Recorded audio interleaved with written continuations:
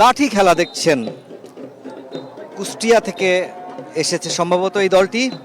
লাঠি খেলার এই দলটি কুষ্টিয়া থেকে এসেছে এবং কুষ্টিয়ায় বাংলার ঐতিহ্য লাঠি খেলার একটা বিশেষ প্রচলন রয়েছে।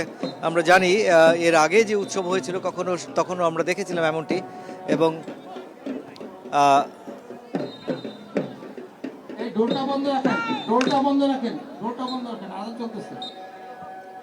আর একটি বিশেষ আকর্ষণ বলি খেলা। মূলত এটি এক ধরনের কুস্তি খেলা, যেটি এই কুস্তি খেলাটি কিন্তু মূলত চট্টগ্রাম অঞ্চলের একটি খেলা। সেই খেলা শুরুর আগে দেখতে পাচ্ছেন লাঠি খেলা এবং বড় রামদা দিয়ে লাঠির সাথে প্রতিযোগিতায় নেমেছেন এবং সেই খেলাটি মাত্র শেষ হলো। নিশ্চয়ই উপভোগ করলেন। চলে এসেছে আর এক দল চলে এসেছে হাতে ঢাল এবং যুদ্ধের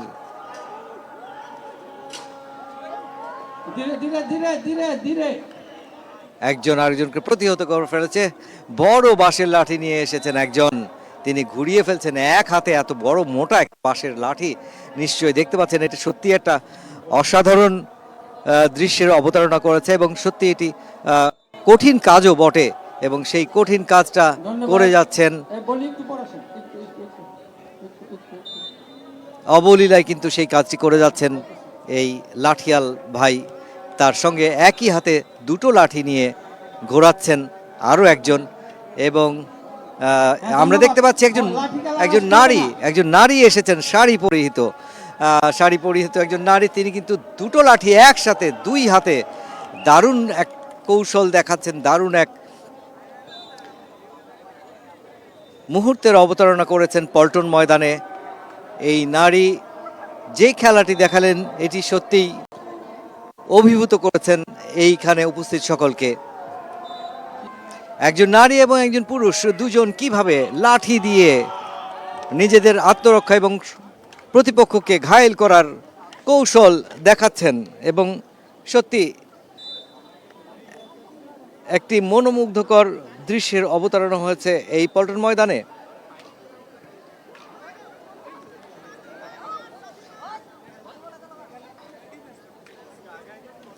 নিশ্চয়ই দেখতে পাচ্ছেন একজন নারী এবং একজন পুরুষ একই সাথে লাঠি দিয়ে প্রতিযোগিতায় নেমেছেন এবং নিজেকে আত্মরক্ষা করা এবং শত্রুপক্ষকে প্রতিহত করার কৌশলগুলি দেখালেন।